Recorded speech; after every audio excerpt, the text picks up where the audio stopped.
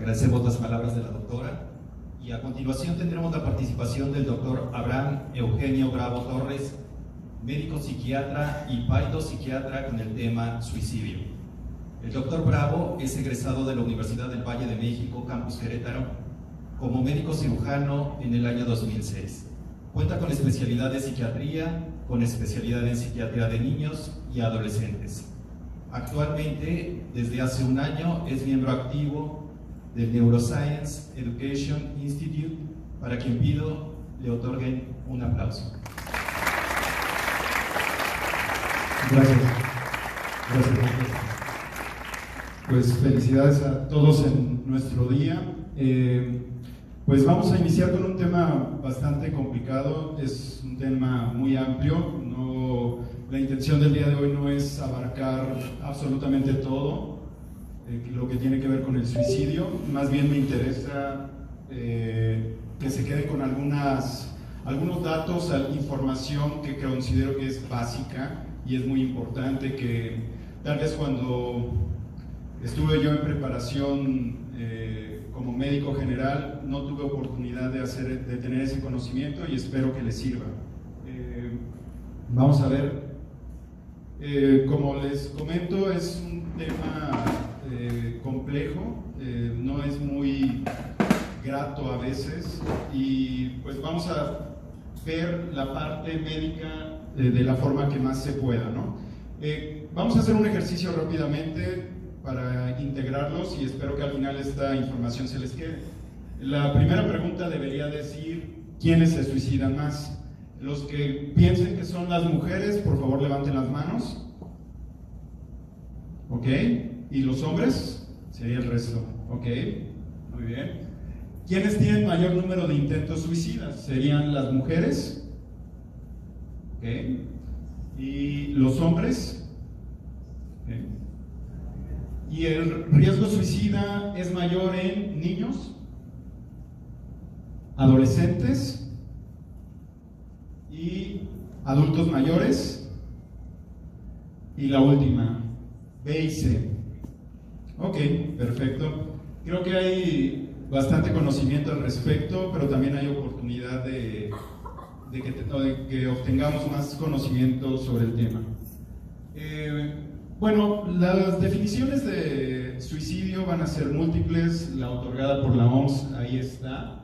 En conclusión, es alguien que logra matarse con toda la intención y el razonamiento sobre hacerlo. Quieren obtener ese beneficio al final. El suicidio, como les comentaba, es un proceso complejo y las tasas de suicidio han aumentado hasta en un 60% a nivel mundial. Se ha convertido en la segunda causa más común de muerte entre los adolescentes de 15 a 19 años. Ahí entra la posibilidad de comentar: ¿la adolescencia tienen conocimiento hasta qué edad termina? La mayoría de los pacientes, cuando se los pregunto, me dicen que a los 21 años. No es real. Se ha demostrado que el desarrollo cerebral termina entre los 26 y 30 años. Entonces, la adolescencia se puede considerar hasta los 30 años. Entonces, creo que la mayoría del público aquí podría ser adolescente, ¿no? Y sin evidenciar a nadie, no voy a pedir que levante la mano a los mayores de 30 años.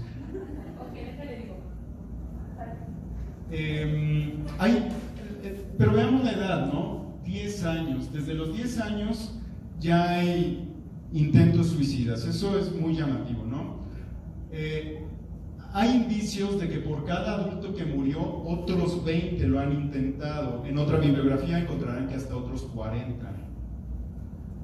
La conceptualización, no es lo mismo ideación suicida que intento suicida, que comunicación suicida, que gesto suicida. Vamos a tratar de tener los conceptos más claros. La ideación suicida es un pensamiento sobre el suicidio, esas son cogniciones, y la comunicación suicida puede ser por medio de amenaza o un plan suicida. Cuando ustedes valoren a un paciente con riesgo suicida, tendrán que preguntar directamente: ¿estás pensando o has pensado en quitarte la vida? Y si lo ha planeado.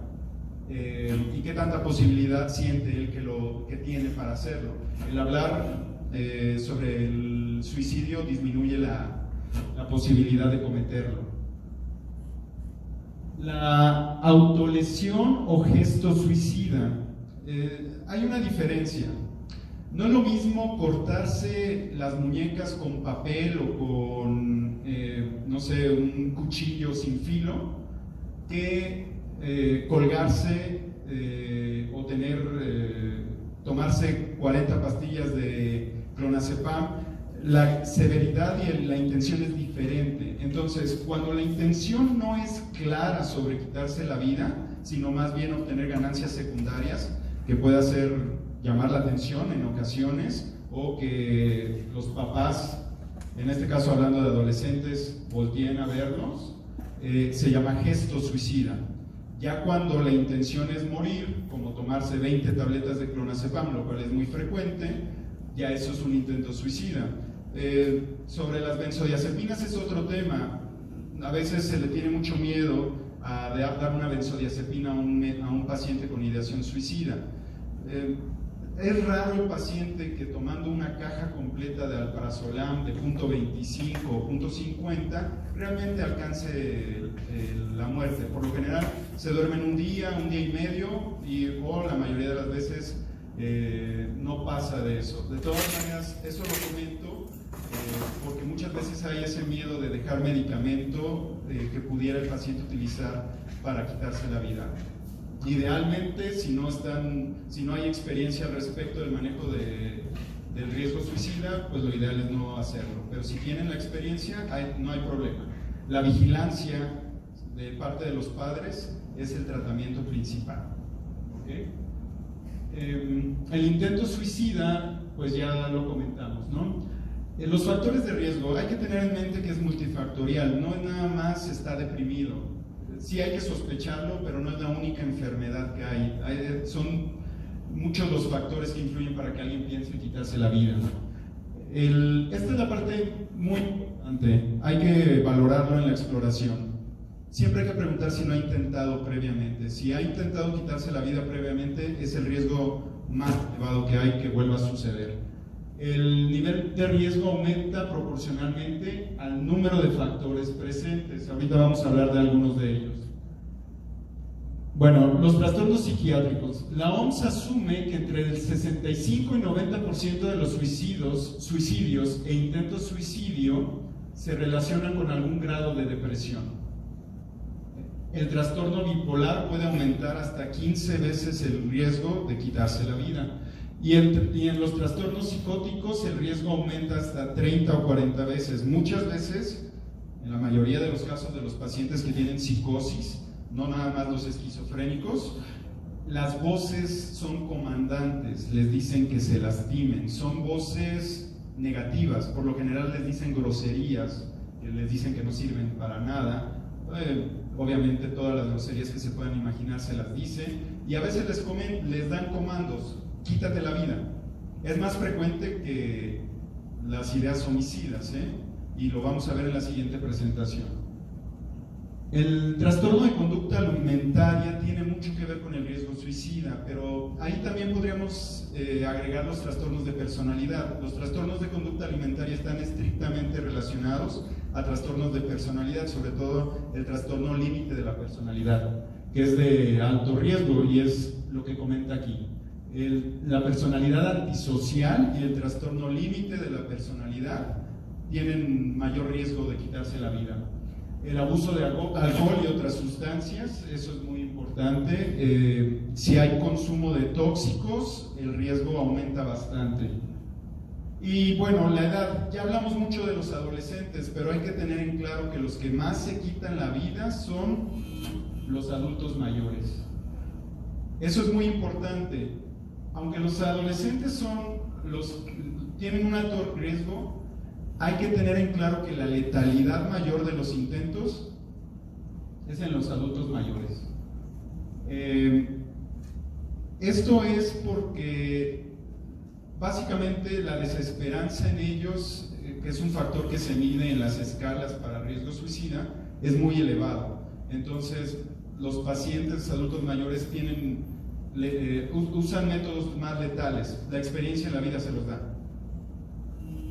La presencia ya lo habíamos comentado. El género, bueno, los que comentaron que las mujeres son las que más se quitan la vida son los hombres, los que más se quitan la vida. Sin embargo, las mujeres son las que más tienen intentos, ¿ok? Y los hombres son más propensos a utilizar medios más letales. En cuanto al intento suicida, es mayor en las mujeres que en los hombres, como ya lo habíamos comentado.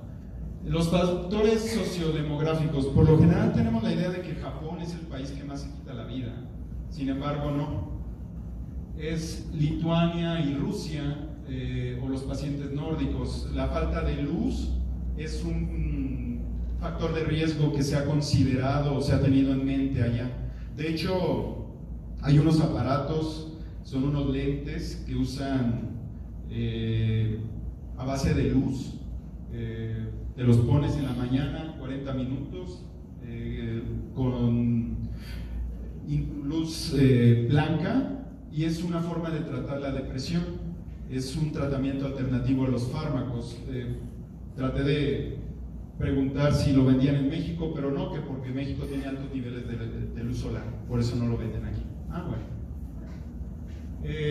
Apoyo sociofamiliar. El no tener cónyuge o pareja o ser divorciados es un factor de riesgo. Sin embargo, el estar casados no es un factor protector. ¿Sí? Hay que tenerlo bien claro, ¿no? O sea, el casarse no soluciona nada, puede empeorar las cosas. Otros factores de riesgo: la desesperanza y la impulsividad. La desesperanza es un factor muy importante. Es fácil de preguntar. ¿Tienes esperanza? Si te sientes con esperanza de mejorar. Cuando un paciente llegue con ustedes y lo noten deprimido, con ideas suicidas, pregúntenle: ¿y tienes esperanza de que esto se quite? Si les dice que no, el factor aumenta, el factor de riesgo. Y si les dice que sí, puede disminuir un poco y les puede dar cierta tranquilidad. Pero si hay trastorno por déficit de atención o algún otro factor que dé mucha impulsividad, aumenta bastante el riesgo. La exposición, esto es importante. Aquel que haya tenido familiares, amigos, conocidos que se hayan quitado la vida, tienen mayor riesgo de quitarse la vida que los que no. El dolor crónico, la discapacidad física, por ejemplo, aquí todos los adolescentes que están presentes, si de repente por un accidente automovilístico perdieran la movilidad o alguna situación de dolor crónico, influye bastante. La historia familiar de suicidio, el factor genético es también un factor que interactúa. Y la historia de maltrato físico o abuso sexual. Y pongo estos dos personajes, creo que la mayoría de nosotros estamos en conocimiento de ellos. Es la de 13 razones por qué de Netflix. Y bueno, me llegaron pacientes que entraron en crisis después de ver esta serie. Me vi obligado a verla. Está buena. Obviamente no todo lo que ponen ahí real.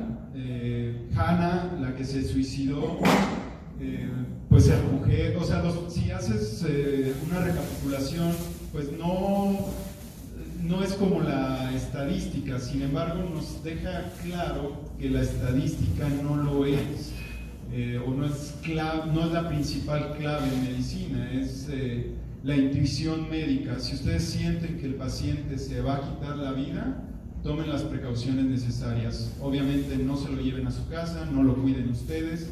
Tiene que hacerse responsable la familia, y si no cuenta con familia, el Estado, la ciudad, el gobierno. Y si el gobierno no, bueno, no es responsabilidad de ustedes, y eso tienen que trabajarlo mucho. Esto es muy importante, el juicio clínico del profesional. Es lo que les comento, sigue siendo la herramienta más útil. Es necesario que ustedes tengan una escala de suicidio en su consultorio, cuando vean a un paciente, les ayuda mucho como guía. pero el juicio clínico, al fin y al cabo, el que decide son ustedes. Y es lo que les comentaba hace rato sobre la evaluación. Y siempre preguntar sobre ideas suicidas, intentos, planeación, y el hablarlo es la mejor forma de disminuir la ansiedad respecto para el paciente. No tengan miedo de hablarlo o preguntarlo. Y que se quede en casa y sea vigilado por los papás. Ese es el tratamiento principal, ya que ahorita vamos a hablar de los fármacos. ¿Qué tratamientos existen, no? Bueno, si hay depresión, obviamente antidepresivos. Si hay ansiedad, siguen siendo los antidepresivos y los ansiolíticos el mejor tratamiento. Y si hay psicosis, pues obviamente los antipsicóticos, ¿no? Pero ¿cuánto tiempo tardan en actuar? Bueno, el antidepresivo, para quitar la depresión, si bien te va, y si tienes suerte de que el antidepresivo le atinaste a que es el que al paciente le va a funcionar, una semana. Por lo general, 15 días a un mes. Y los ansiolíticos, ¿cuánto tiempo tardan en disminuir la ansiedad? Bueno, ahí sí es más fácil, es por dosis, la puedes ir incrementando y casi siempre es a la media hora, 45 minutos, una hora, máximo 3 horas. Pero bueno, ¿cuáles son los medicamentos que tienen mejor evidencia? Litio. El litio es un modulador del estado de ánimo que es el que tiene mayor evidencia para quitar las ideas suicidas. Lo puedes iniciar, pero de todas maneras va a tardar tiempo en hacer efecto. ¿Cuánto tiempo? Muy similar al antidepresivo. Este medicamento lo tenemos en México. Tengo suerte de tener experiencia con él. Mi esposa es anestesióloga, entonces entre los dos lo hemos utilizado. Ella es la especialista. Los psiquiatras no tenemos experiencia con la ketamina, pero pareciera mágico el tratamiento. Aquí en México lo usamos intravenoso. En Estados Unidos acaba de salir nasal, y a las 2 o 3 horas de colocarla el suero, el paciente pareciera que ya se le quitan la mayoría de los síntomas, incluyendo la ideación suicida.